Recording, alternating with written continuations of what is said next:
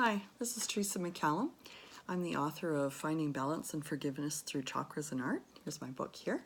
I just wrote this, well, I guess in the past year or so, and it just got released in February. I'm pretty proud of this little item here, and am going to be spending more time trying to promote it a little bit more. But more than that, I'm just really hoping that people can have a chance to have a look at it and see if it might be something that will be helpful for them. It was helpful for me to write it, and it was based on some things that I needed some work on. But most importantly right now, I want to let you know I am now the proud author of Finding Balance and Forgiveness Chakra Oracle Cards, which is kind of a little accompaniment to my book. And this I'm really, really proud of. I love my book, but I just totally love my cards. I think partly because they're really fun, and I started the paintings for these a few years ago, and a friend of mine actually photographed them for me. And I've been waiting and sort of dying to get these out. A number of years ago, I had, I don't know, like everybody has, some challenging times, and was trying to figure out what it is I needed to do to sort myself out, because I wasn't very pleasant to anybody. And I got involved in learning about the chakras, and it just kind of grabbed hold of me, and I did lots and lots of research on it. And then I took a course with McCallum, who I just totally appreciate and love. And I had painted these cards, and I had started writing my book, but I was kind of lost on how I was going to do it. So I took the course, and the book was a huge project. But once the book was done and all the research was done, this little project just fell out of me. Like, it was just so easy. I wrote, I've done the cards, and I've got this nifty little booklet. So it's a guidebook that helps you to be able to do a reading for yourself and learn about the chakras. It's quite fun, and it's kind of pretty. There's every little chapter has one of the paintings, which is one of the cards, and I just love it.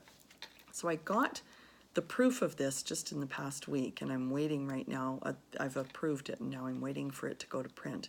But I've been doing readings, and I did one on myself today. I was thrilled with it. So I thought I would just start doing some readings, and this is my maiden venture on trying to do a video, so we'll see how I do. And I'm just going to put them out there just the way it is. It's the end of the night, and my hair's all messy, and I'm not dressed up pretty. I have no makeup on. I'm just the way I am. But if I don't do it now, I'll never do it. So here I am. So I'm going to get my cards out. There's 50 of them, and they're, well, I think they're really pretty. This is the front, so all the cards have the same front. And it's a painting I did. This is the first painting I did, and it's actually called Finding Balance. And it kind of looks like a rainbow, and it's got all the colors of the chakras. There's 7: red, orange, yellow, green, blue, indigo, violet. They just represent the chakras and the energy centers that are found throughout your body, and represent areas that we should probably work on meditating on, visualizing, and trying to figure out whether we're, balanced or imbalanced, whether we've got too much energy in that area or not enough. And if you read my book and various books on chakras, you can find that you can actually really help yourself to assist the healing process, or just make better decisions, and kind of find your purpose in life, and do things in a really positive manner.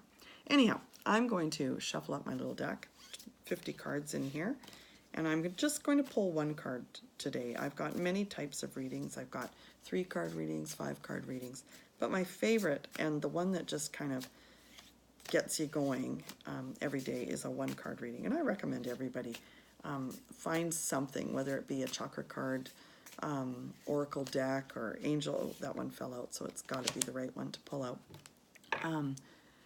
There isn't just so you know, there isn't a really right or wrong way to pull these. You attract what you need to attract, but I have a tendency to just pull out the one that jumps out, or when I get sort of that tingly feeling or a little rush up the back of my neck. But that one jumped out. I can't remember what I was saying before that, but that doesn't matter. Anyhow, the card I pulled out is number 44, meditation, which is really cool because it's really important to meditate. And I don't think all that many people actually think of meditation as that important. Meditation somehow actually makes you be able to find more time for yourself. I don't know how that is. We're always so busy running around, or at least I am, trying to do projects, get work done, do things around the house, visit with family, visit with friends. And how the heck am I going to find more time to meditate? But when I do meditate, which I try to every day, I actually find it slows time down, and I actually feel like I have more time. I don't know whether it's just because you slow your mind down. But anyhow, meditation is, this card is the card of meditation. And it, you can see it's quite a purple card, purple and a little bit of white. It's an abstract painting that I did a couple of years ago. And it represents the 7th chakra, which is the crown chakra. The crown chakra is all to do with spirituality, connection, wisdom, taking time to learn about things, sort of not focusing so much on your everyday chores and duties and job and looking after the house and home and family. This is more your higher level aspects of yourself. So once you get all those needs met, it's pretty important to think about the bigger picture, reading, learning new things, having some sort of a connection to a spiritual path, connection to others, thinking beyond ourselves and thinking about other people. So this card is about meditation, and as I said, meditation is really, really important. I didn't realize how important it was until I went through kind of a yucky time in my life, which all of us go through, and I wasn't really sure how to actually conquer the beast, which was, the beast was my own self, and fear of whether my life was going to end up the way I want it to be. So I didn't realize I was meditating, but I started running, and while I was running, I lost track of time, and I just ended up not really thinking. Thoughts are bombarding us all the time, but it gave me time to just empty my brain, and time expanded for me. And I realized when I was running that it was really important to just take time for myself. And I think everybody needs to learn how to meditate. Running is not the best way to meditate, but that's how I started. And now I make it a practice to meditate every day, or at least I try really, really hard. Usually, I always meditate before I go to bed, but it's best practice to meditate in the morning, sometime during the day, and late at night. I'm going to read a little bit out of my little guidebook, which I'm really proud of because I actually wrote this in one weekend, wrote the whole thing. It's 50 chapters, and I think it turned out pretty good. Anyhow, number 44, meditation. I'm going to go to it and read it to you, and hope that all of us can think about aspects of our life that we can improve on. And I do that by focusing on some little aspect. And today, it's going to be meditation.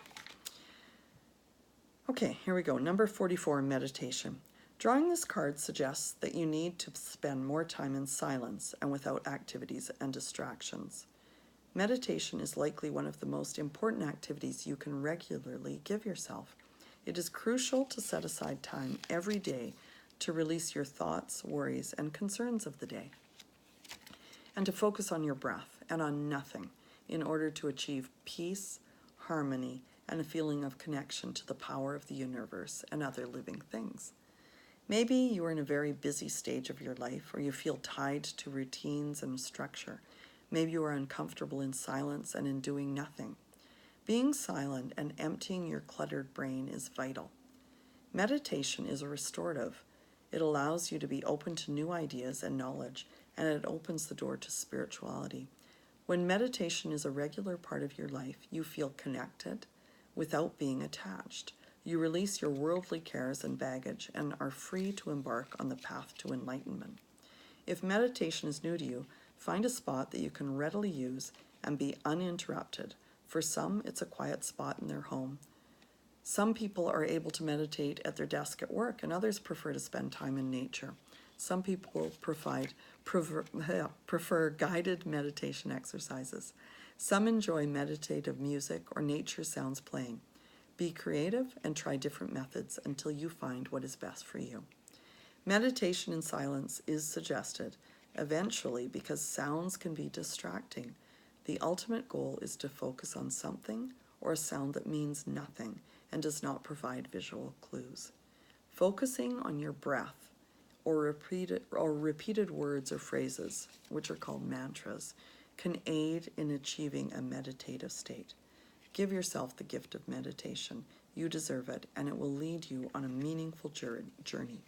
Somehow, the act of meditating seems to slow time down, while it also provides a sense of having more time. Well, I hope you give yourself the gift of meditation, and I'm going to try and catch you again in the next little while. This is new to me, and we'll see how I do on doing this weekly. Thanks very much. Teresa McCallum, author of Finding Balance and Forgiveness Through Chakras and Art.